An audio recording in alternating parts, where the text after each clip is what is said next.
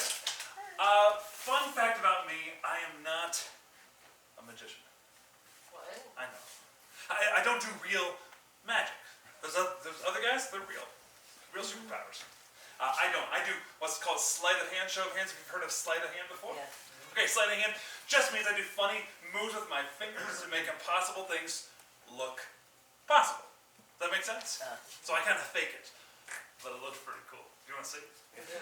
Let's go to you, sir. What is your name? Steve. Steve. Can you just grab out a piece of nothing, Steve, and just throw it in my hand up top? It's great if you throw in a boop with it. Boop. Boop. Oh, that's great, Steve, but it's not all about you. Right? Steve, am I right? Yeah. It's a piece of nothing, and it looks okay. I always like to keep it at these fingertips, not at the palm, because if you take them like this and you squeeze your empty hand around it, the nothing becomes something. Which is not too bad.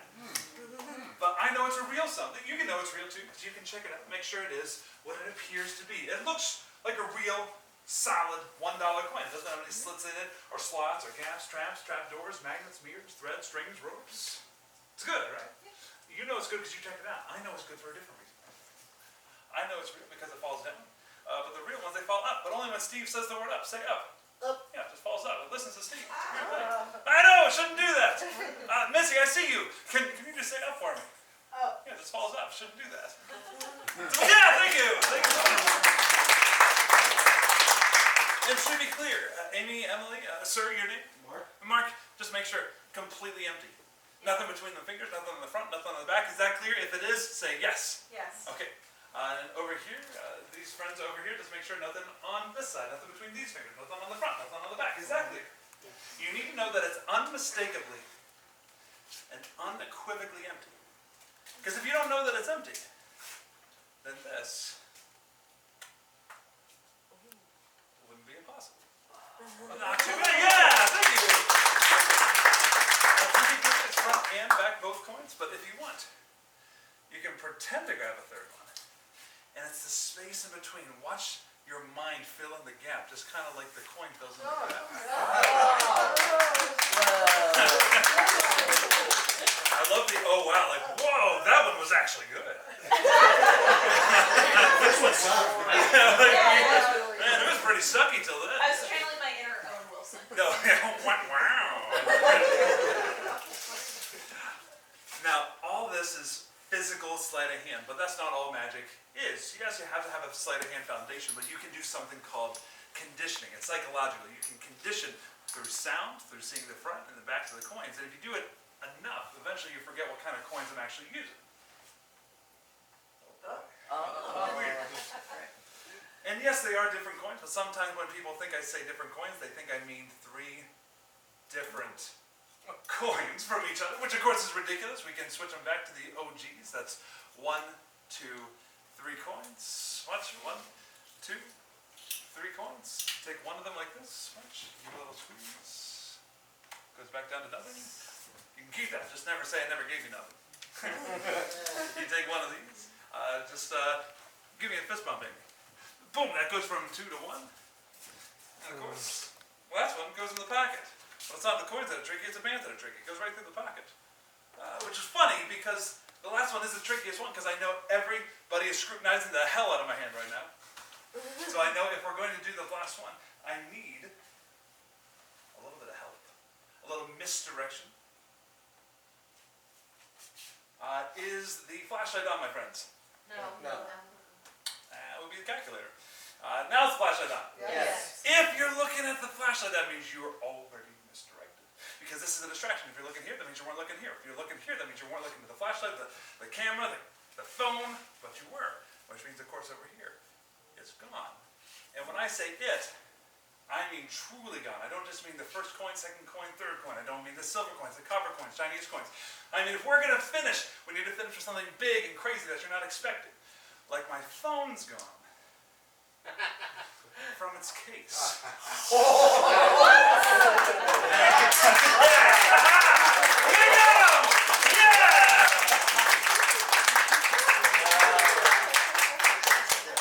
Thank you guys. Wow. Hey, how are those cards coming? Pretty good. Excellent.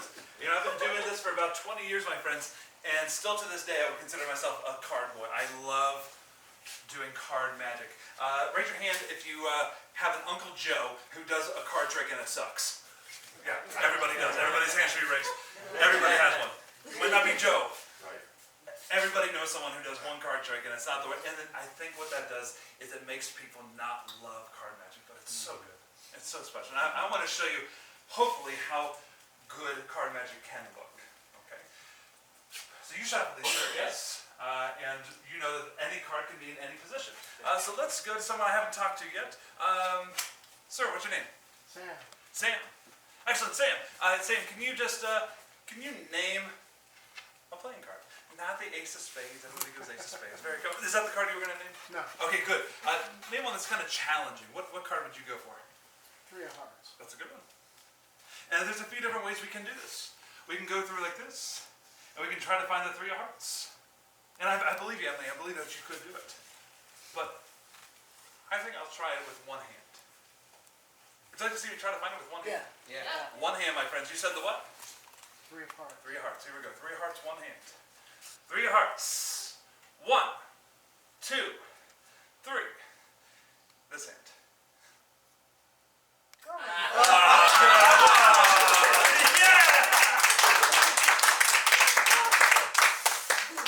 Oh my goodness. Hi, what's your name? Linda. Linda. I love how you had to think about that. I think it's Linda tonight. Yeah. Today, yes. Linda, can you name a card? Whichever one you want, we're going to go through and try to get it. Ace of Spades. Well, she's not listening. Everybody names Ace of Spades. A weird, crazy, challenging one. 5 of Clubs. I like that. You guys like that? Yeah. 5 of Clubs. We can go through and try to get the 5 of Clubs.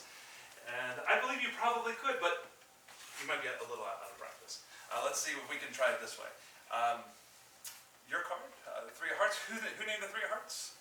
Oh, Sam, right? Sam. And you say Linda? Is that right? Linda, did you name your card out loud yet? You said, yeah, it was a 5 of something. 5 of what? Cubs. Watch, everybody. Watch the ink on Sam's card, because if you shake it enough, it almost looks like whatever card she wants. Oh, that's pretty good! The 5 of clubs! Yeah! That's fine! But if you take the 5 and you rub it like this, it goes back to its original. Which would be the 3 of hearts. That's Sam's card. Sam's my boy! Let's give it up for Sam over here! Oh my goodness gracious. We need one more card that hasn't been named by someone who I haven't talked to yet. So let me go back over here. What is your name, sir? Rob. Rob, can you name a card? Not the Ace of Spades. I swear, Rob, you name the Ace of Spades. Ace of Hearts.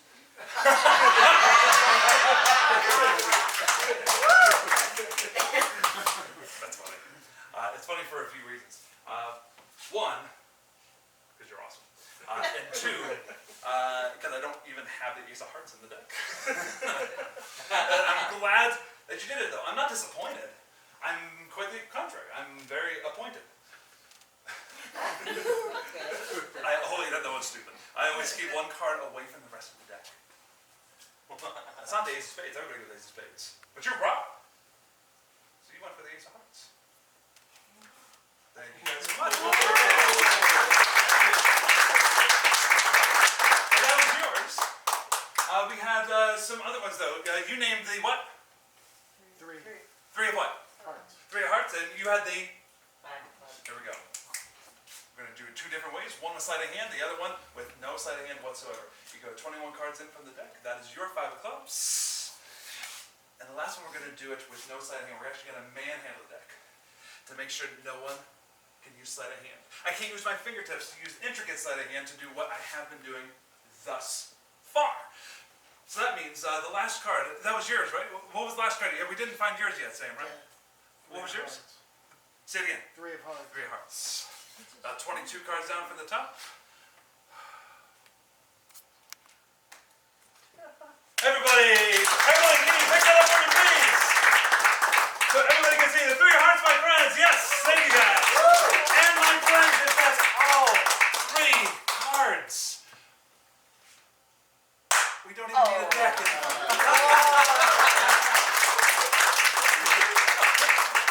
Gambit over here. guys so much. That's what I love to do. For the last 20 years or so, I've been doing sleight of hand stuff with cards and coins. It's one of my favorite things, but I've been trying to get into a different area. Something approximating what my friend Rodrigo does. And it's a little bit more cerebral, and I get a little nervous because sleight of hand, you can always control what happens. I can trust my hands, right? I've grown so I can trust my fingers, and I know pretty much 100% of the time it's going to go the way I want it to, right? Because I just practiced the way I want it to go. What I don't trust is you. Thank you. What'd you say? Thank you. Okay, you're very welcome, sir. So, if it's all the same to you, I do want to try something that's a little bit of a mind-reading flavor. Okay? But I'm going to be honest with you guys, it might not work. In fact, if I don't get someone who is matched up with me cerebrally, it is almost guaranteed not to work. So I do have a test. Okay? Can everybody who has a phone with Instagram on it, can you take out your phones with Instagram? Okay, hold out your phones and turn them on and raise them up high if you have one, so I know who I'm kind of working with here. Sir, hi, sir. Yeah, there you go. All right, 1, 2, 3. Okay, we got a few back here. It's kind of hard to see. Okay, yeah, we got a good handful to work with. If you have Instagram, you're one of the people holding up your phones. I want you to go to Instagram, and I want you to type in my name and go to my account, which is Kyle Purnell Magic. Yeah, it's got those weird underscore things in there. You don't have to worry about those. You can just go to Kyle space Purnell, and it should pop up. Okay, so Kyle, K-Y-L-E, then space, and then P-U-R. Not P-E-R, P-U-R-N-E-L-L. Okay? If you have found my account, can you raise your phones back in the air, please? All right, we got at least a touch majority. I think we got some technical problems going on with Emily over here, but that's okay. All right. If you have it, I want you to look at the first post that I have. In fact, it's not a post for post's sake. It's actually my test. If you see it, it actually has a bunch of colors on it. Is that true? Did you see a bunch of colors on the first post? It's pinned, right? Go to that post. Click it so everybody can see. Also, when we're done with this, if you could give me a follow, that would be great. Shameless, I know. And I need everybody who sees all the colors on there to look at me for a second. And I want you to think of a 2-digit number. Now, I think they only go up to 60 or so, okay? So, obviously keep it under 60, but think of a 2-digit number under 60, okay? And for everybody who has done that, I want you to find your 2-digit number and find the color grouping that is beside your number, okay? If you have done that, raise your hand and raise your phones in the air. If you see your 2-digit number beside that. All right, the first person I saw was this guy right here. Sir, what is your name? Charles. Charles, so you're thinking of a 2-digit number, you found it, and you're looking at a grouping of colors that is beside it. Is that true? Yes. And you would also verify that all those colors are indeed different. No. What's that? No. It's all the same. What I'm saying is all the different color groupings are different from number to number to number to number. Yes. Right, okay, great. You said Charles, is that right? Yes. Charles. It's really interesting you said they're all the same. So that's just one color then, right? Yeah. I think you are going to be great for this. What is the color? Red. Really? That's really fascinating, dude. Dude, you're going to be perfect for this. Can you come up on stage, please? Yeah, with a tough round of applause, I follow Charles up here. Charles, I always keep one card inside. Now, to be clear, I do keep some cash as well. You can hold on to the cash for now. Don't keep it. It's still mine. And to be clear, nothing else besides the cash and one card, because the one card has one color. What was the color? Red. Dude, we're going to make really good friends here. We got red over here. Yes. Perfect. But Charles, that's not mind reading. Right? That's not mind reading. You were randomly assigned that color. You weren't thinking of red. Red might not be your favorite color. You were just thinking of it. Right? It was assigned to you. But mind reading is more than that. It's deeper than that. If I was really trying to read Charles's mind, it would be a preferable thought. It would be an intentional thought. Maybe a thought like a 2-digit number. Yes. You're still committed to that 2-digit number you're thinking of. And you never told anybody else, right? You never wrote it down? No. And Charles, I never told you how much cash you are holding right now. Charles, we're at an impasse right now.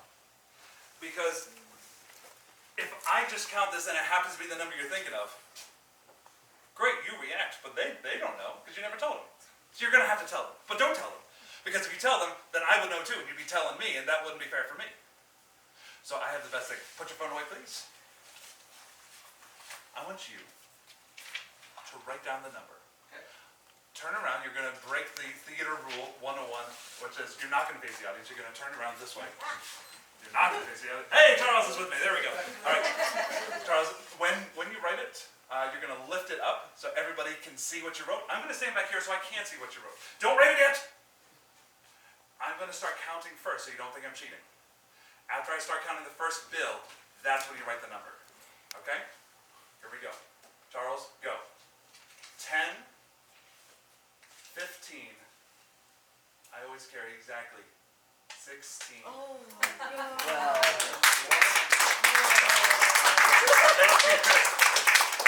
Charles, you were excellent. I really appreciate all your work, all your help. It's not easy to get up in front of friends and strangers, so I want you to keep this as a little gift to remind you that anything is possible, even crazy things that shouldn't be. Thank you so much.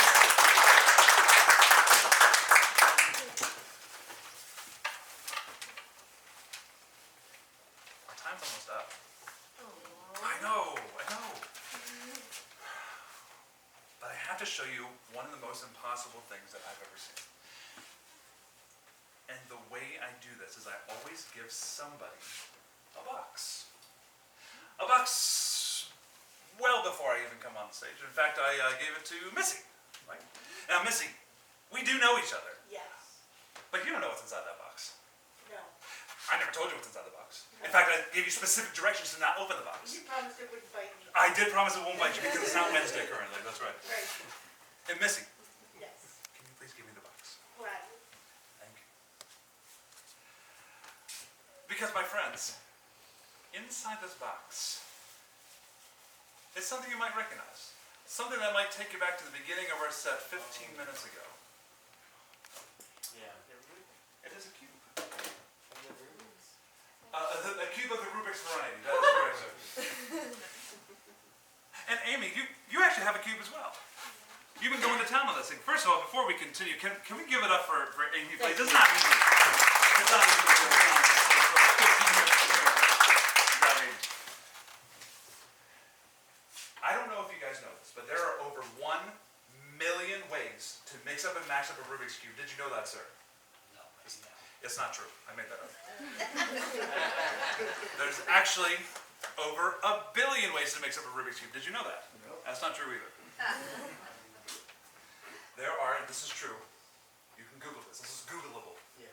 There are over 43, and I kid you not, quintillion ways to mix up and mash up a Rubik's Cube. That is such an unfathomably big number that is more, and I kid you not, than the grains of sand that exist on Earth. How many ways to mix up this stupid freaking cube? And I feel like you need to know that, because if you didn't know that, then this wouldn't be possible.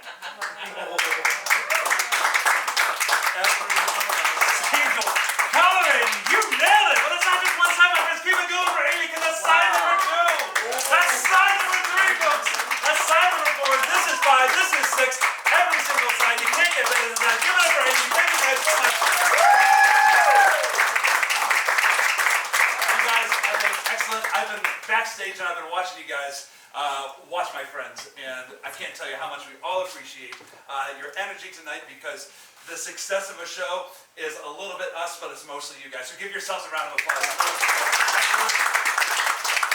And just like I was telling Charles, one of my jobs as a magician, being my job, is that I always want to give people a reminder that some things might not be explicable, they might not be explainable, but they still might be observable. And I'm going to show you one of the most magical things I've ever seen with a Rubik's Cube, because all you have to do is turn it once, and sometimes it looks a little bit better, my friends. Thank you guys so much.